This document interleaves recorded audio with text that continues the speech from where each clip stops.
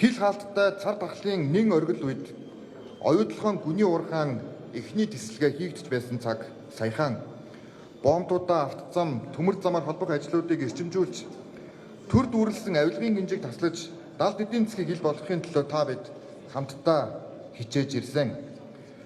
2022 оны 2 дугаар сарын 14-нд цар тахлын хязгаарлалтаа Монгол улс бүс нутагтаа хамгийн түрүүнд цуцалж чадсан. Саяхан 2023 оны 5 дугаар сарын 5-ны өдөр Дэлхийн эрүүл мэндийн байгууллага олон улсад цар тахлын хязгаарлалтыг бүрэн цуцалж байгаагаа мэдгдсэн. Бид хамтдаа 1.3 жилээр төрүүлж эдийн засгаа бүс нутагтаа болон олон улсын хэмжээнд нээж чадсан. Харамсалтай нь Монгол улсад цар тахлын хөл хорой тавигдсанаас яг 10 хоногийн дараа буюу 2 сарын 24-нд хөрш оронд маань дайн эхэлсэн. Энэ хүндрэл өнөөдрийг хүртэл үргэлжилж байна.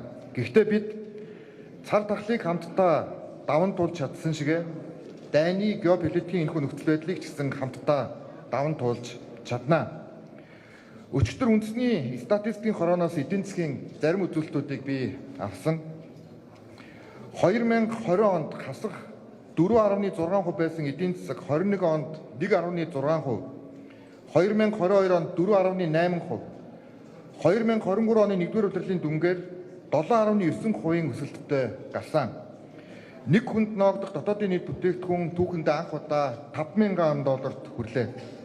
Монгол улсын төсөв бас анх удаа 1.1 их найдаар даван биелж валютын нөөц $3.7 тэрбум хүрч ханш тогтворж төлбөрийн тэнцэл эерэг гарч экспорт цар тахлын өмнөх түвшинд хүрлээ.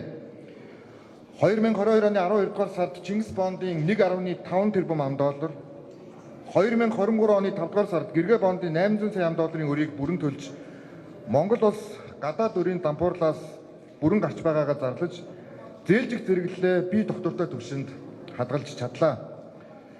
Энэхүү нэн игдэхтэй цаг үед ачааны хүндийг нуруундаа өөрч ажлын байраа хадгалж улсын төсвийг бүрдүүлж татвар хугацаанд нь төлж гадаад өрийн болзошгүй дампуурлаас улсаа аварч чадсан та бүхэндээ Монгол улсын ерөнхий сайдын хувьд нийт иргэдийнхээ нэрийн өмнөөс чин сэтгэлийн талархал илэрхийлье.